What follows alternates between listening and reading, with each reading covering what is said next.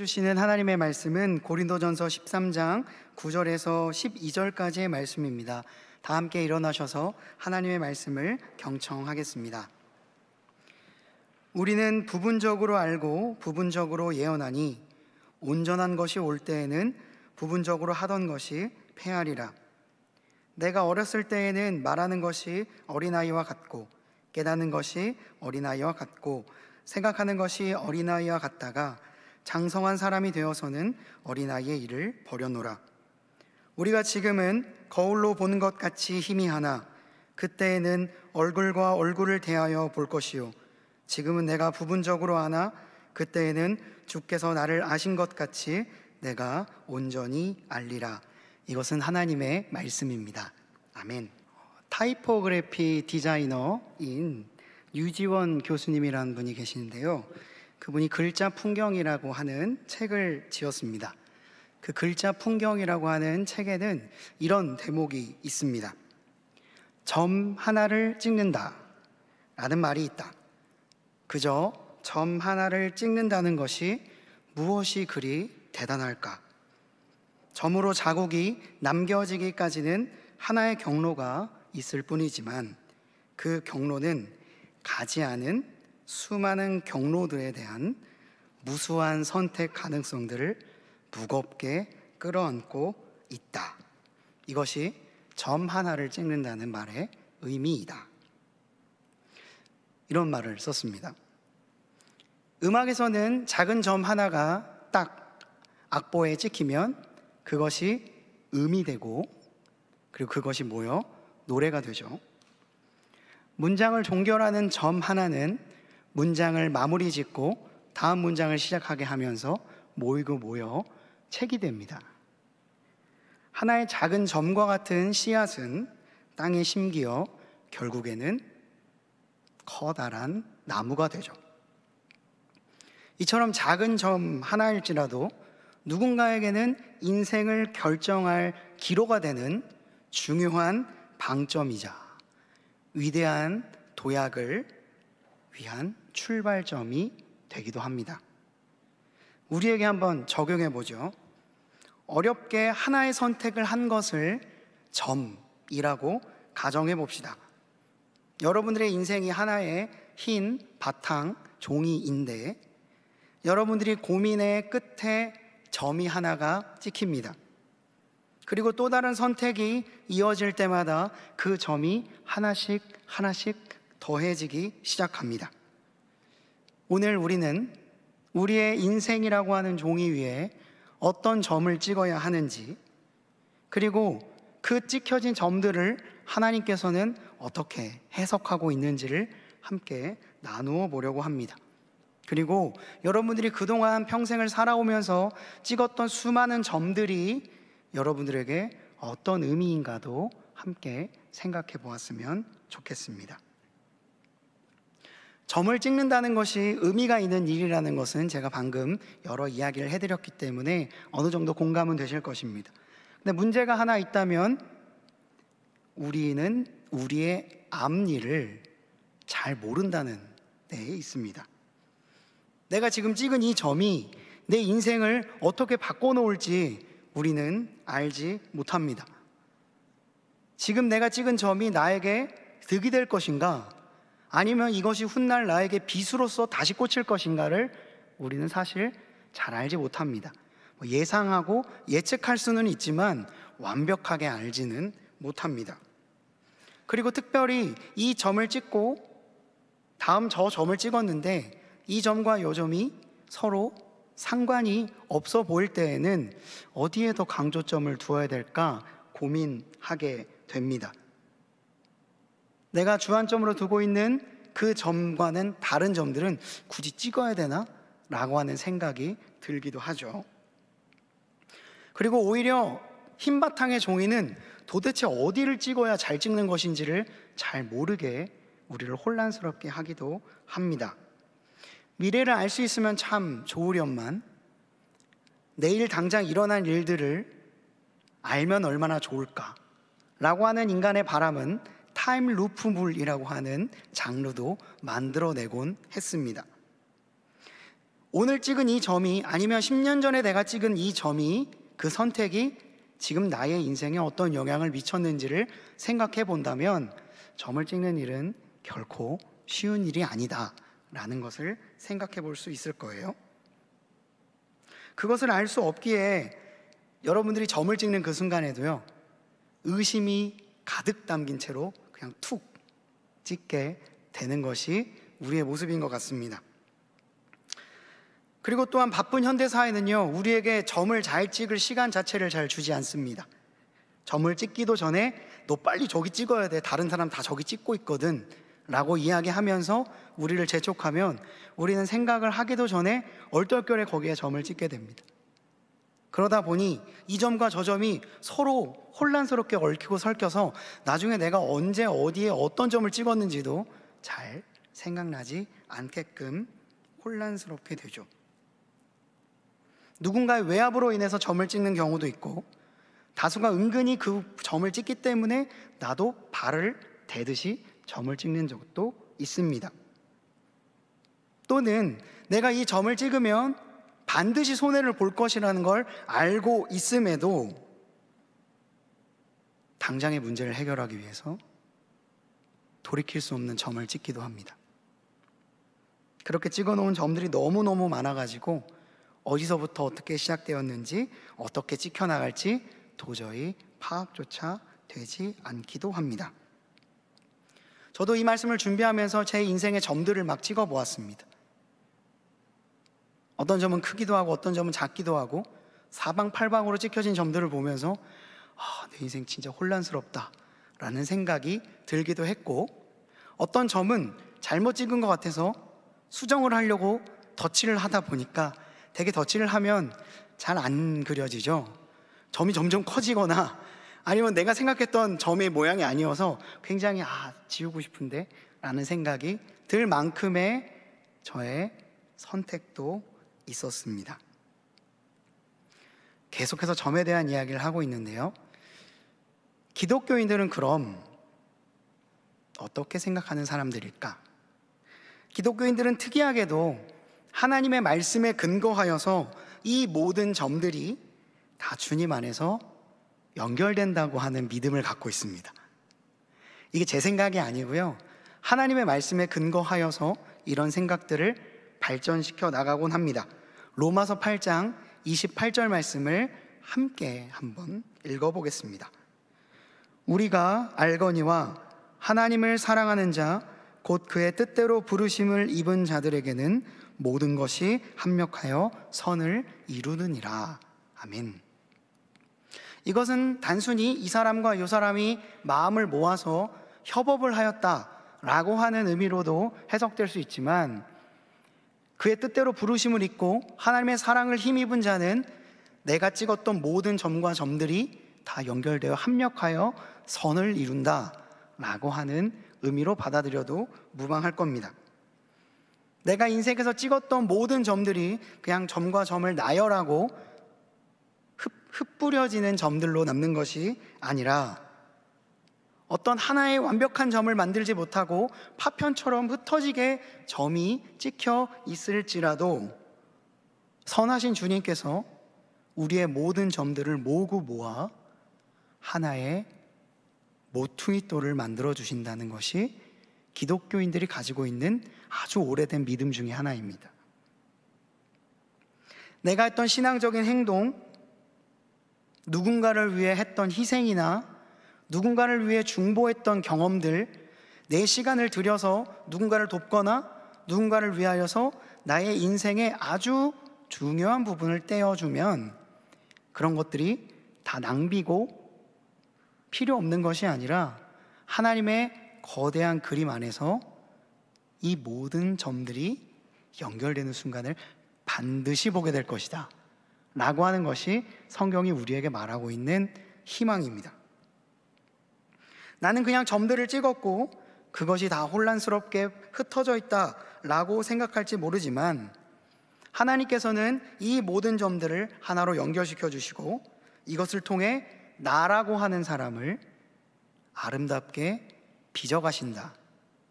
이것이 세상 가운데서 수많은 점을 찍어야 하는 현대인들에게 성경이 말하고 있는 큰 그림입니다. 이러한 고백을 성경 곳곳에서 우리는 찾아볼 수 있을 거예요. 대표적으로는 창세기 50장 20절입니다. 요셉의 고백인데요, 너무나도 유명한 고백입니다. 당신들은 나를 해하려 하였으나 하나님은 그것을 선으로 바꾸사 오늘과 같이 많은 백성의 생명을 구원하게 하시려 하셨나니. 요셉의 형들이 그를 죽이려고 온갖 나쁜 짓을 했고 그 때문에 그의 인생은 몇십 년간 어그러졌습니다. 그러나 모든 것들이 다 지난 후에 그는 자신의 삶을 이렇게 고백하는 거예요. 형들이 나를 해하려 하였으나 하나님께서는 그것을 선으로 역전시키시사 나를 통해 수많은 사람들을 구원하는 발판으로 삼으셨다. 지난 시간 동안 내 인생에 찍혀져 있던 수많은 점들을 해석하고 그것을 연결할 수 있는 믿음을 요셉이 가지게 되자 그동안 살아왔던 모든 인생이 헛된 것이 아니라 하나님의 큰 그림이었다는 것을 발견하게 된 겁니다. 이러한 성경의 기조는요, 시편 30편 5절 저녁에는 울음이 깃들지라도 아침에는 기쁨이 오리로다. 시편 126편 5절 눈물 흘리며 씨를 뿌리는 자는 기쁨으로 거두리로다 와 같은 말씀들로 재해석되어서 신자들에게 지금까지도 전해지고 있습니다. 그 외에도 예로 들자면 너무나도 많습니다. 욥도 그러했고 수많은 성경의 인물들이 알 수 없는 점들이 다 하나로 모이는 순간들을 경험했던 것이죠. 결국 이 모든 말씀들이 우리에게 하고자 하는 메시지는 하나입니다. 아직 끝나지 않았다. 오늘 우리가 찍은 점은 헛된 것이 아니다 라고 하는 이야기를 하고 있는 것입니다. 혹시 어젯밤 우셨습니까? 힘든 일이 있어서 남몰래 혼자 울었던 그 울음을 그저 울음으로만 끝내지 않으시겠다라고 하는 약속이 성경 안에 담겨 있습니다. 어제 누군가를 위해 무언가를 위해 열심히 땀방울을 흘리셨습니까? 그것이 그냥 사라지는 노력이 아니라 언젠가 만들어질 하나님 나라에 귀하게 사용하시겠다라는 메시지가 성경 안에 담겨 있는 것이죠.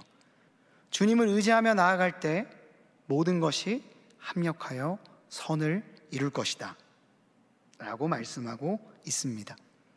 저는 이러한 성경의 메시지를 마음에 품고 하루하루를 점을 찍는다는 생각으로 살아가고 있습니다. 여러분들 또한 오늘 말씀을 듣고 여러분들의 모든 삶에 하루하루에 점을 찍어가는 여러분들이 되었으면 좋겠습니다.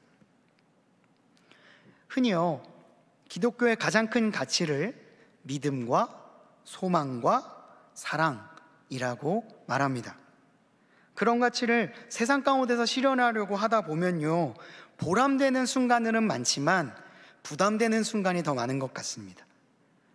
친구들에게 아니면 직장에서 만난 사람들에게 믿음, 소망, 사랑이라고 하는 교회의 아름다운 가치를 어떻게든 실천하려고 노력하다 보면요, 때로는 그러면 너무 손해가 될 것 같은데 라고 하는 생각들이 찾아오기 마련이라는 거죠. 얼마 전에 제가 설교에서 무언가 하나님을 진정으로 믿고자 한다면, 내가 진심으로 기독교인이 되고자 노력하다 보면 가장 먼저 찾아오는 암초와 같은 감정이 하나 있다고 말을 했습니다. 바로 맥 빠지는 감정이죠. 내가 이것을 하게 될 때 내가 한 노력에 비해 결과가 터무니없이 적거나, 아니면 이런 가치를 추구한다고 하여서 내 인생에 달라지는 게 뭐지? 라고 하는 생각이 든다거나, 내가 왜 이런 일을 해야 될까? 내가 너무 순진한 것 아닐까? 똑똑한 사람들은 이런 선택하지 않던데 라는 생각들이 찾아온다는 것이죠. 즉, 내가 한 선택이요, 내가 찍은 점이 굉장히 가치없게 느껴지는 순간이 우리에게 찾아온다는 것입니다. 내가 찍은 점이 하나도 나에게 도움이 되지도 않고 사람들을 기쁘게도 하지 못하는 일들을 발견할 때마다 참으로 맥이 빠지게 됩니다. 그야말로 이것은 헛된 것이 아닐까라는 생각이 찾아온다는 거죠. 이러한 생각은요, 하고자 하는 마음을 접게 만들고요, 그리고 두 번째로 진짜로 이것이 좋은 것인지 아닌지를 미처 확인하기도 전에, 그것을 증명해 보기도 전에 애시당초 그런 일을 하지 않게끔 만들어 버리기도 합니다. 사실 이러한 상황은요, 비단 신앙생활에서만 일어나는 일은 아니라고 생각을 합니다. 공부도 그렇고 미래를 위한 준비도 사실 다 이런 갈등 가운데 있다고 생각을 해요. 그런데 하물며 믿음, 소망, 사랑을 실천하려고 할 때 그 암초는 얼마나 더 크게 우리에게 다가오겠습니까? 오늘 예배드리는 것도 내 시험에 영향을 미치는 거 아닐까, 내가 하는 레포트에 영향을 미치는 것이 아닐까라는 생각을 하면서 우리들은 살아가곤 합니다. 오늘 사도 바울의 말씀은요, 그런 생각을 하고 있는 고린도 교회의 교인들에게 들려주는 사도 바울의 메시지가 기록되어 있습니다. 바울은요, 오늘 이렇게 말합니다. 지금은 모든 것이 다 희미하게 보입니다 라고 말을 합니다. 지금 우리가 세상을 살아가고 있는데 이 모든 것들이 불확실하게 보인다는 거고, 모든 것들이 다 희미하게 보여서 우리는 혼란스럽기만 하다라는 이야기를 하는 거죠. 내가 한 선택이 옳았는가? 이 선택이 과연 나를 올바른 길로 이끌어 줄 것인가? 이 점 잘 찍은 건가? 잘 안 보인다는 겁니다. 그래서 아직 우리는 부분적으로 알고 부분적으로 예언하면서 살아갈지 모르지만, 이것이 우리의 지금 현재 상황인데 온전한 것이 올 때에는, 온전한 하나님이 오실 때에는, 그리스도인이 바라고 있는 하나님이 이 땅에 하나님의 나라를 도래하는 순간이 올 때에는 부분적으로 알고 있던 모든 것들이 다 사라질 것이다 라고 하는 이야기를 하고 있는 겁니다. 말씀이 배경이 되는 고린도 지역은요, 너무나도 번화한 지역이었습니다. 문명이 너무나도 멋지게 발전하였고 문화, 상업, 교육적으로도 매우 번성했던 그 당시의 지역이었습니다. 그러다 보니까 그곳에서 신앙생활을 하고 있는 그리스도인들은 자연스레 내적인 혼란이 있을 수밖에 없었어요. 주변에서 보는 것들이 너무나도 멋있고 화려하기 때문에 내가 이런 가치를 갖고 살아가면 분명히 뒤처지는 것 아닌가라는 생각을 했다는 것이죠. 성공, 번역, 쾌락이라고 하는 가치들은 고린도 지역에서는 미덕에 가까운 것이었습니다. 누구든지 성장할 수 있고 누구든지 번영할 수 있고 누구든지 쾌락을 즐길 수 있는 도시 고린도였습니다. 그런 가운데에서 사랑, 믿음, 소망, 그리고 하나님의 나라, 이런 말들을 한다는 거는요, 야, 너 어느 시대에 살고 있는 거야? 지금 누가 그런 걸 해? 라는 이야기를 듣기에 쉽상이었던 도시에 고린도 교회 교인들이 살고 있었다는 거죠. 그리스도인들이 추구하는 이 가치보다 그 동네에서 표방하는 가치들이 훨씬 더 선명하게 보였습니다. 훨씬 더 분명하게 보였습니다. 훨씬 더 멋있게 보였던 것이죠.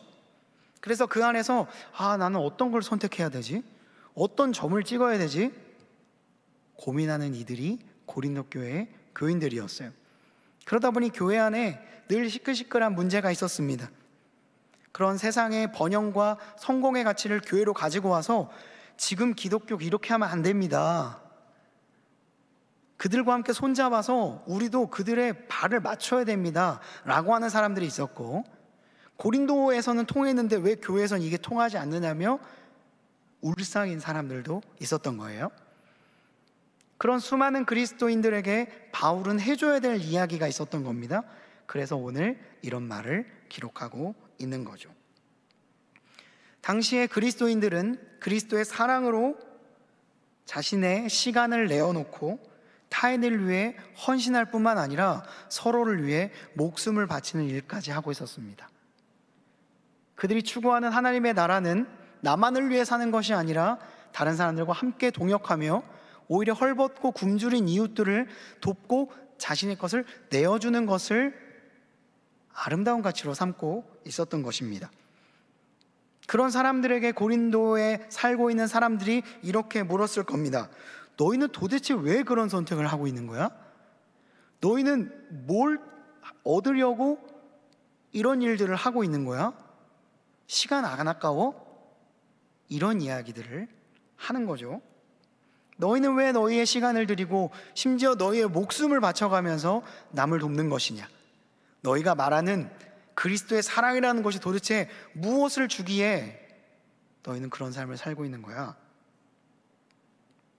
그런 질문을 하는 사람들에게 바울은 비록 우리가 추구하고 있는 믿음, 소망, 사랑이라고 하는 가치들은 지금은 희미하게, 아니 없는 것처럼 보일지 모르겠지만 온전한 하나님, 그 하나님의 나라가 이 땅에 도래하는 순간 상황은 역전될 것이다.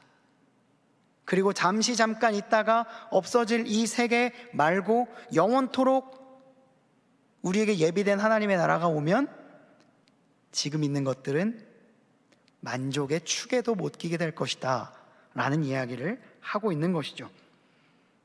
그때가 되면 선명해 보였던 세상의 가치들은 그 빛을 잃게 될 것이고, 희미하게만 보였던 믿음과 소망과 사랑이라고 하는 교회의 가치들은 오히려 훨씬 더 선명하게 드러나게 될 것이다 라고 말했던 겁니다. 사도 바울은 이전에 그런 고린도의 사람들이 추구하고 있는 가치들을 가장 맨 앞에서 추구하는 삶을 살았던 사람입니다. 그러다 보니 이것이 얼마나 허무한지를 알고 있었던 것이죠. 그래서 사람들에게 이렇게 말합니다. 내가 어렸을 때에는 말하는 것이 어린아이와 같았고, 깨닫는 것이 어린아이와 같았고, 생각하는 것이 어린아이와 같다가 장성한 사람이 되어서는 어린아이의 일을 버렸습니다. 그가 말하는 어린아이, 이 말은 그가 그동안 자신이 최고로 여겼던 율법, 그리고 수많은 비기독교적인 가치들을 자신의 최고의 가치로 여겼던 바울이었기에 복음이 오자 이 모든 것들이 초등학문으로 변하게 되었다는 고백에 근거한 말입니다. 어린아이는 우리가 생각하는 그냥 어린아이가 아니라 하나님의 놀라운 지식을 알지 못하는 상황에 놓인 것을 비유하는 것이고, 장성했다는 것은 그 하나님의 놀라운 은혜를 경험한 나는 이전에 내가 자랑하던 모든 것들은 다 버려도 상관없다 라고 하는 이야기를 하고 있는 겁니다. 바울 스스로가 가장 세상의 가치를 추구하는 삶을 살아왔기 때문에 절절하게 그들에게 자신의 이야기를 하고 있는 것이죠. 어떤 점을 찍어야 될까?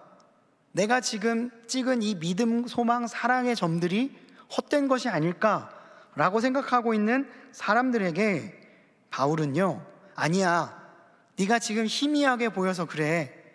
그것이 분명하게 보이는 것을 알게 되는 순간 너는 주저함없이 그 점을 찍게 될 거야 라는 이야기를 하고 있습니다. 그러면서 고린도전서 13장 12절에 이렇게 말합니다.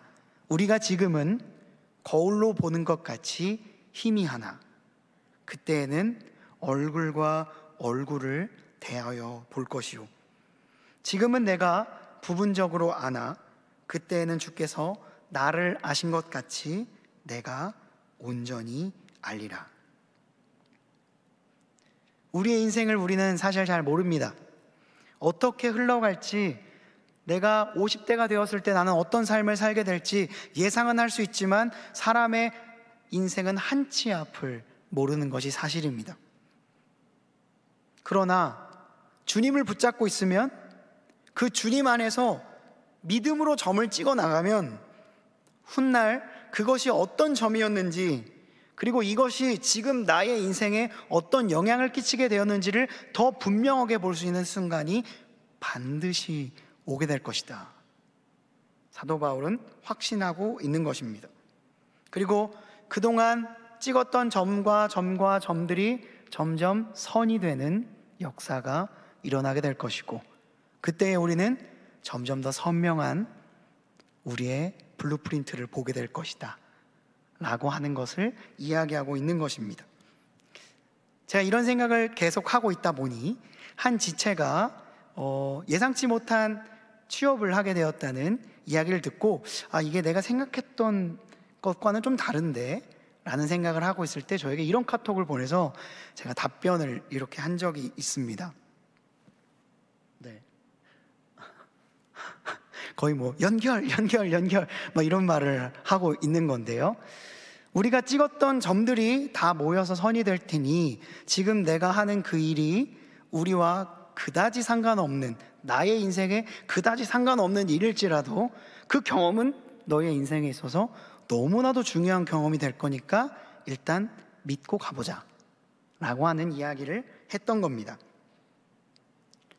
저는 성경에 근거하여 제가 하는 모든 행동이나 내가 찍은 모든 점들은 하나님의 나라를 위해 찍는 귀중한 점이라는 것을 믿습니다.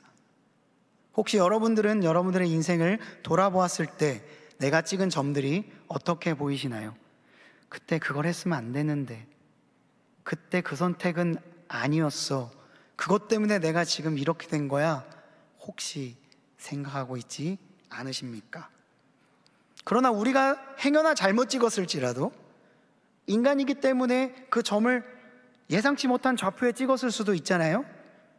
그럼에도 불구하고 하나님께서는 결국엔 그 모든 것들을 다 합력하여 선을 이루시는 분임을 꼭 믿으시기를 바랍니다. 하나님께서는 그렇게 우리의 인생을 하나하나 천천히 빚어가고 계시기 때문입니다. 프랑스의 화가인 조르주 쇠라가 이 방법을 개발했고, 친구인 폴 시냐기 이로 인해 더 발전하게 된 화풍이 있습니다. 바로 선으로 그림을 그리는 게 아니라 점을 찍어서 그림을 그리는 점묘법입니다. 종종 점묘법으로 그려진 그림들을 많이 보았을 거예요. 이것은 일단 일일이 점을 찍어야 되기 때문에 엄청난 시간이 든다고 합니다. 그러나 장점은 적은 색으로 효율적인 명암을 나타낼 수 있는 장점이 있다고 해요.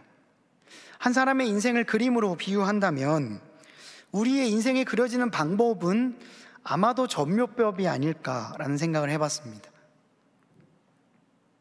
스케치가 먼저 그려지면 너무 좋죠. 다 스케치 다 그리고 싶습니다.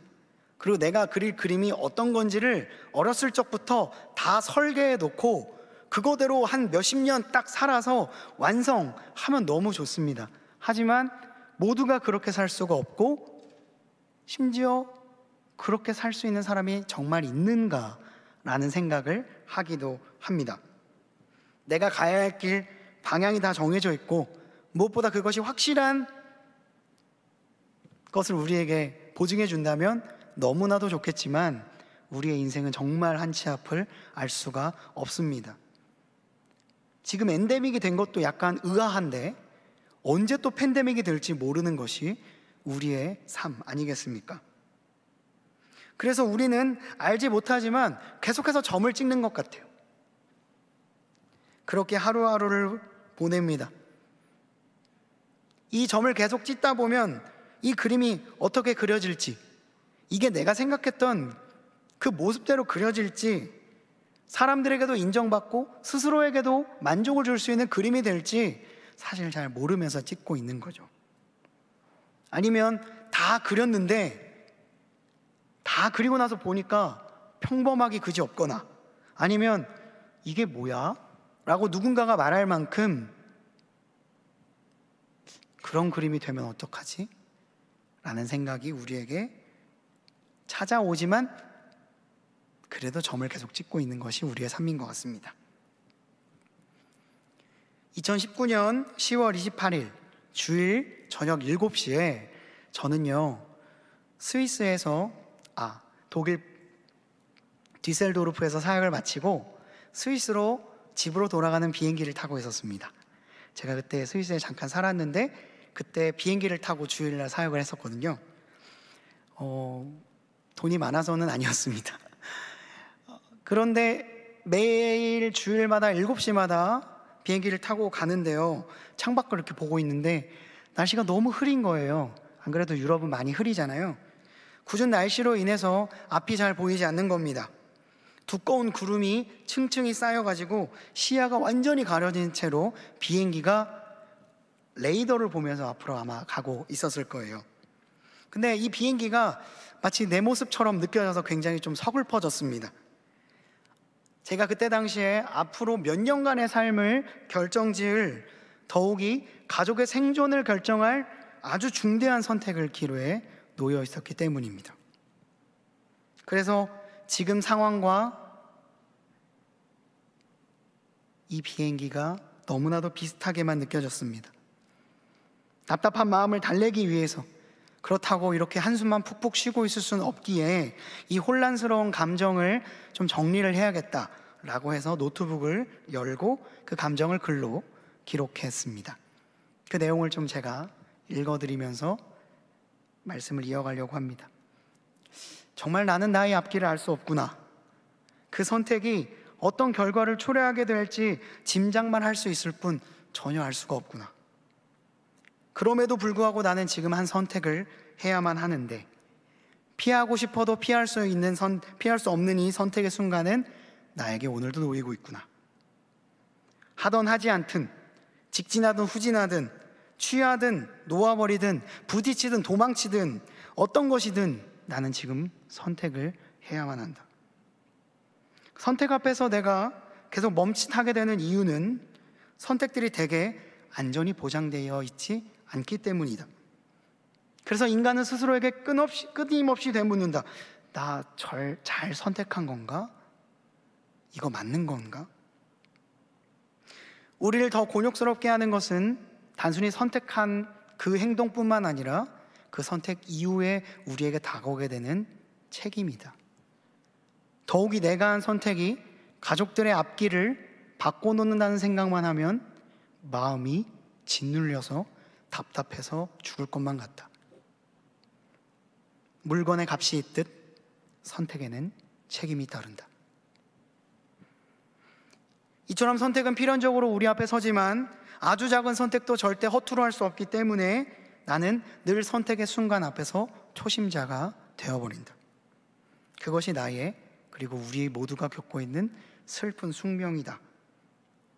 이 글을 쓰는 지금 나는 또 하나의 선택의 기로에 놓여 있다. 비행기의 창밖에 희뿌연 구름 같은 가림막이 내 앞길을 완전히 가로막고 있다. 이것이 이 선택이 나에게 성장의 시간이 될까? 아니면 또 하나의 좌절이 반복되는 사건으로만 남을 것인가? 나는 오늘도 늘 설 때마다 불편하고 좀처럼 익숙해지지 않는 낯선 그 지점에 서 있다. 그때 당시에 굉장히 많은 고민을 하고 있었던 것 같습니다. 그 글을 다시 읽어보니까 그때가 생생하게 기억이 날 정도입니다. 그렇게 저는 한 2주간의 긴 고민 끝에 한 가지 선택을 하게 되었습니다. 그 선택이 무엇인지 아십니까? 청년 엑츠브리지에 부임하는 것이었습니다. 2019년 12월 첫 주, 저는 여러분들과 함께 인사를 나누고 사역을 시작했습니다. 그 고민을 한 지 한 달 후에 모든 것을 정리하고 한국으로 돌아왔죠. 그로부터 2년 7개월의 시간이 지났습니다. 그동안 정말 많은 일들이 있었어요.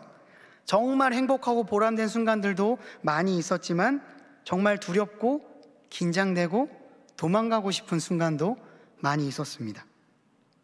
너무나도 하고 싶고 원하는 일들을 하기도 했지만 가급적 하기 싫은 일들도 해야만 했습니다. 수없이 웃었습니다. 그러나 수없이 울었습니다. 그렇다면 그때 나의 선택은 옳았던 것인가? 아니면 잘못된 것인가? 놀랍게도 2년 7개월이 지난 지금 두려움에 휩싸여 찍었던 그 점은 그동안 지금까지 제가 찍어왔던 모든 점들과 하나로 합쳐지며 은혜라는 단어로 귀결되었습니다. 그동안 찍어왔던 수많은 점들, 이 그림이 그려질지도 모르고 알지도 못한 채 찍어왔던 모든 점들이 나중에 돌아보니 나의 신앙 고백이 되어 있었고, 그리고 아름다운 공동체에서 사역을 할 수 있다는 감사의 기도 제목으로 바뀌어 있더군요. 제가 청년 엑스브릿지에 부임할까 말까를 고민했던 건 단순히 이 공동체가 좋으냐 싫으냐의 문제는 아니었습니다. 나의 앞으로의 몇 년, 나의 인생을 결정할 중대한 문제였기 때문에 쉽게 선택할 수 없었을 뿐이죠. 그러나 고민 끝에 찍은 그 점은 오늘 이 설교를 만들어냈다고 생각을 합니다.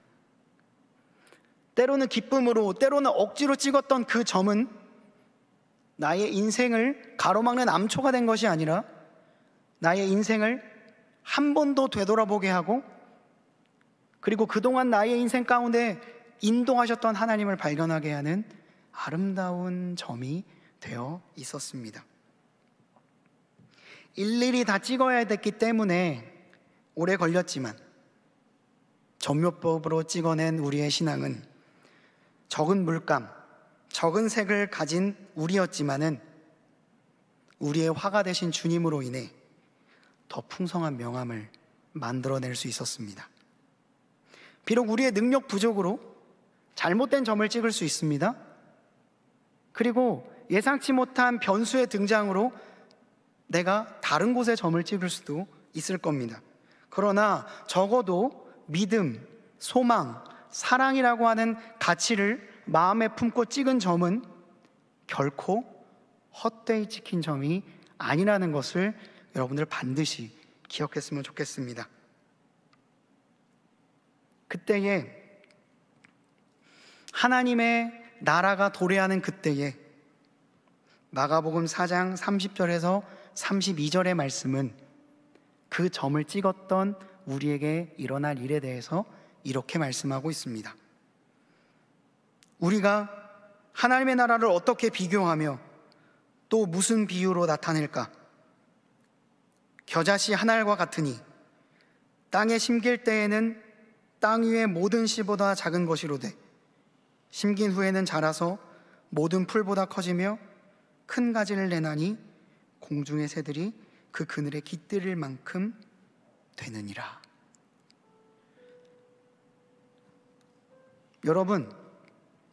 여러분들의 인생 가운데 어떤 점들을 찍어 오셨습니까? 겨자씨 한 알과 같은 점들을 찍으셨습니까? 그러다 정신없이 다른 곳을 돌아다니다가 그 점이 언제 찍었는지도 모르고 시간이 많이 흘러버리셨습니까? 그러나 믿음으로 뿌린 그 겨자씨 한 알은 하나님께서 훗날 멋진 나무로 바꾸게 할 위대한 씨앗이었음을 기억하시기 바랍니다. 여러분들이 살면서 찍었던, 정말로 누군가를 위해 나를 희생해가며 찍었던 그 점, 가족을 위해 나를 소진하면서 찍었던 그 점, 누군가의 영혼을 살리기 위해 나의 모든 것들을 제한하면서 찍었던 그 점, 아니면 어떻게든 의미 있는 인생 살아보려고 노력하고 애쓰고 수고하다가 찍었던 그 점, 하나도 헛되지 않습니다. 단언컨대 헛되지 않습니다. 혹여나 그것이 실패였을지라도 하나님께서는 나의 모든 슬픔을 선으로 바꾸사 훗날 여러분들을 통해 하나님의 나라가 확장되는 경험을 반드시 하게 하실 것입니다. 그것이 신자가 가지고 있는 기대이자 우리가 한치 앞을 알 수 없는 인생임에도 불구하고 주저함 없이 그 점을 찍을 수 있는 근거입니다. 여러분, 우리의 인생은 너무나도 불투명합니다. 모든 것이 희미합니다. 그러나 기억하십시오. 온전한 그분이 오시는 그날, 그 믿음을 가지고 점을 찍었던 모두는 점점 더 선명해진 하나님의 나라를 보게 될 것입니다. 그리고 그때 여러분들의 인생이 하나의 완벽한 그림이 되어 하나님 앞에 올려지고 여러분들은 그 완성된 아름다운 그림을 반드시 보게 될 것입니다. 그러니 오늘도 점을 찍으십시오. 때로는 오솔길과 같은 곳으로도 들어가 보십시오. 도전도 해보고 잘못 막다른 길에 갔다가 돌이켜도 보고, 때로는 온 열정과 힘을 다하여 그 일을 감당해 보기도 하고, 때로는 나만 생각하지 않고 다른 사람을 위해 잠시 천천히도 가보고, 여러 점들을 찍어 보십시오. 그리고 그 모든 점들을 하나로 만들어 주실 선하신 하나님을 의지하시기를 바랍니다. 오늘 말씀 고린도전서 13장 12절을 한 번 더 읽고 말씀을 마무리하려고 합니다. 우리가 지금은 거울로 보는 것 같이 희미하나 그때에는 얼굴과 얼굴을 대하여 볼 것이요, 지금은 내가 부분적으로 아나 그때에는 주께서 나를 아신 것 같이 내가 온전히 알리라. 아멘. 기도하겠습니다. 아버지 하나님, 감사합니다. 살면서 찍었던 무수한 점들이 나를 괴롭힐 때가 있었고, 그 불확실한 인생 가운데에서 향방을 알지 못하여 방황할 때도 있었습니다. 그러나 주님, 우리의 인생의 모든 실수도 주 안에서 다시 해석시켜 주시며, 우리가 위태롭게 찍은 그 점까지도 합력하여 선을 이루시는 하나님, 우리가 오늘 말씀을 의지하며 믿음, 소망, 사랑의 가치를 세상과 나의 삶의 환경 가운데서 지켜나갈 수 있는 우리 모두가 될 수 있도록 인도하여 주시옵소서. 주와 내 영혼이 마주할 그때에 근심의 옷을 벗고 주님의 품에 안길 수 있는 그 순간을 상상하며 오늘도 내 인생에 위대한 점 하나를 찍을 수 있도록 주여 인도하여 주시옵소서. 이 모든 간구 우리 구주 예수 그리스도의 이름으로 기도드립니다. 아멘. 우리 말씀을 기억하며 다 함께 일어나셔서 주와 마주할 그때 찬양하시겠습니다.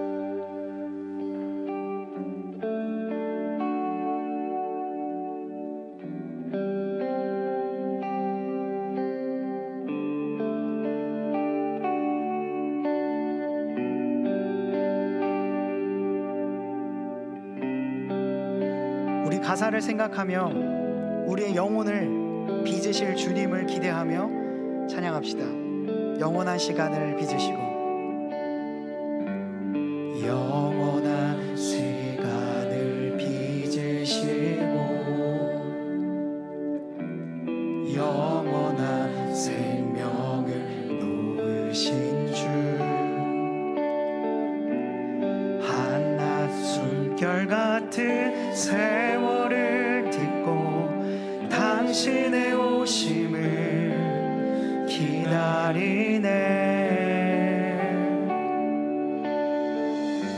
수많은 별들을 만드시고 수많은 생명을 품으신 주, 한낮 숨결 같은 세상을 넘어 당신의 오심을 기다리네.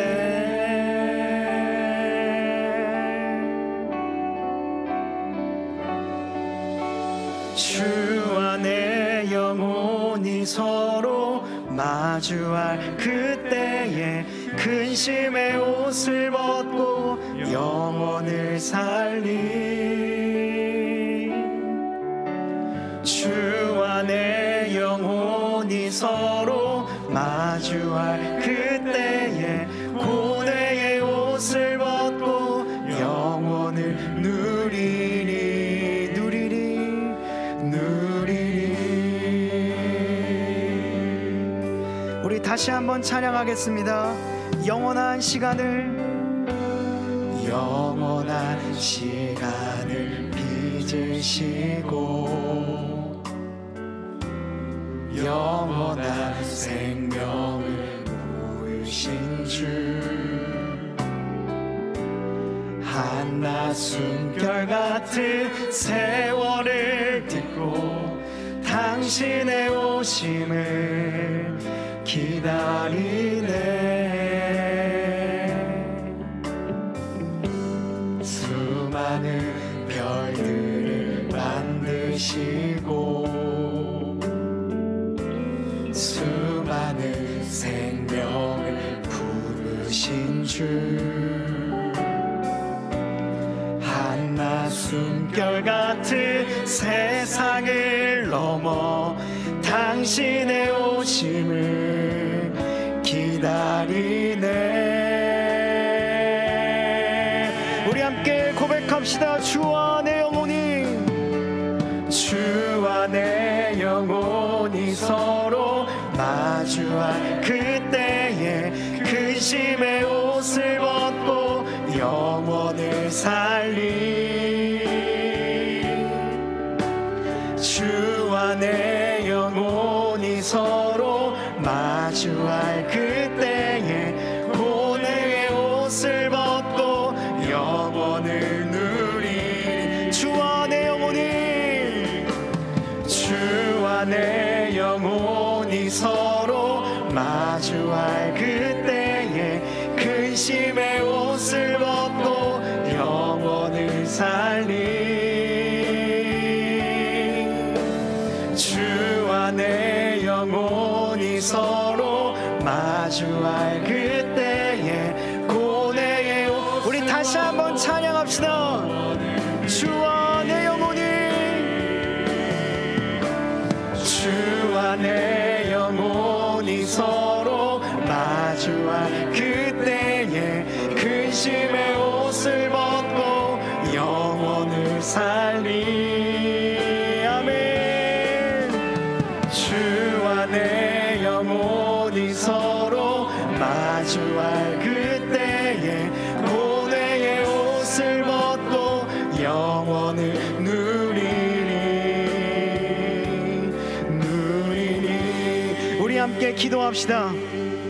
하나님, 나의 인생 가운데 우리는 그동안 수많은 점들을 찍어왔습니다. 저는 이 점이 맞는 것인지 아니면 잘못된 것인지도 아직 모르는 상황입니다. 주님, 그럼에도 불구하고 우리가 주님을 의지하며 나아갑니다.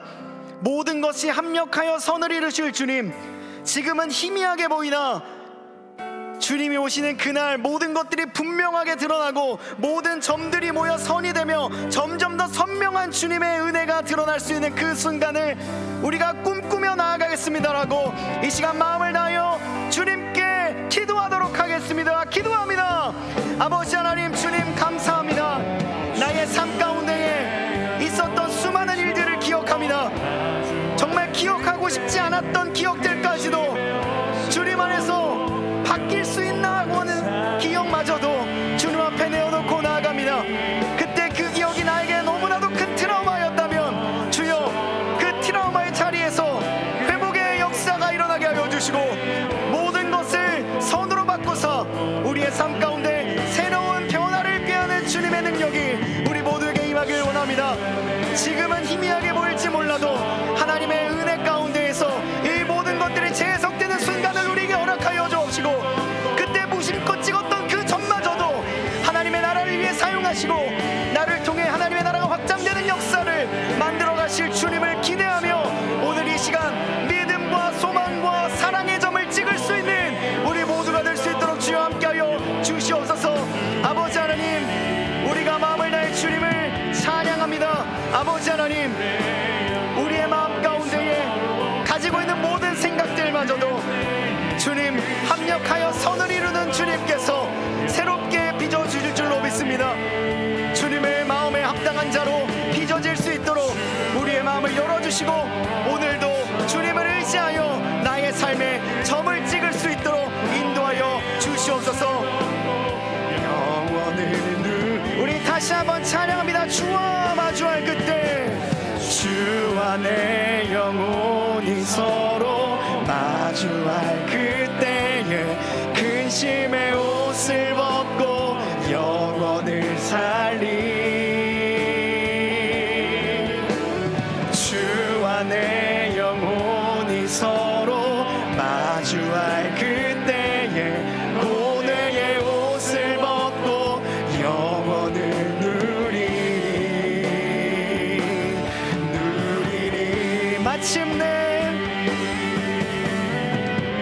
마침내 주 앞에 서는 그때 눈물로 주 품에 남기리.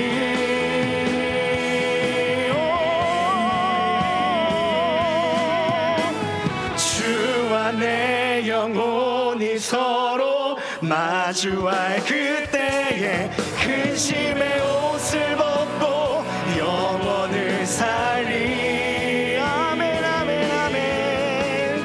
주와 내 영혼이 서로 마주할 그때에 고뇌의 옷을 벗고 영원을 누리. 주와 내 영혼이 서로 마주할 그때에 근심의 옷을 벗고 영혼을 살리. 주와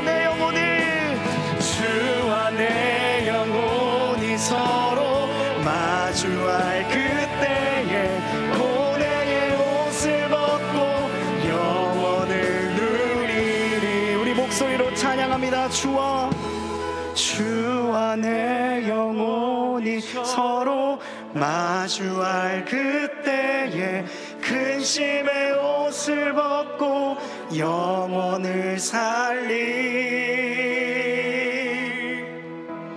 주와 내 영혼이 서로 마주할 그때에 고뇌의 옷을 벗고 영혼을 누리리.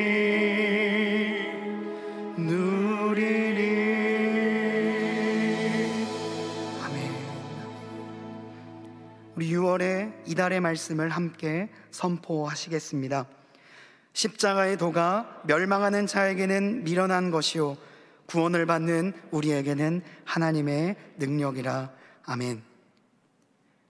이제는 우리 구주 예수 그리스도의 은혜와 하나님의 사랑하심과 성령님의 교통하심이 우리의 인생의 여정 가운데 찍혀진 점과 점들이 모여 하나의 올곧은 선이 되게 하시는 하나님, 그동안의 모든 경험이 합력하여 선한 일을 이룰 수 있도록 인도하시는 하나님을 신뢰할 것을 다짐하는 이곳에 모인 모든 주님의 자녀들 머리 위에, 이들의 학업과 일터, 가정과 만나는 모든 사람들 위해 이제로부터 영원토록 함께 하시기를 간절히 축원하옵나이다.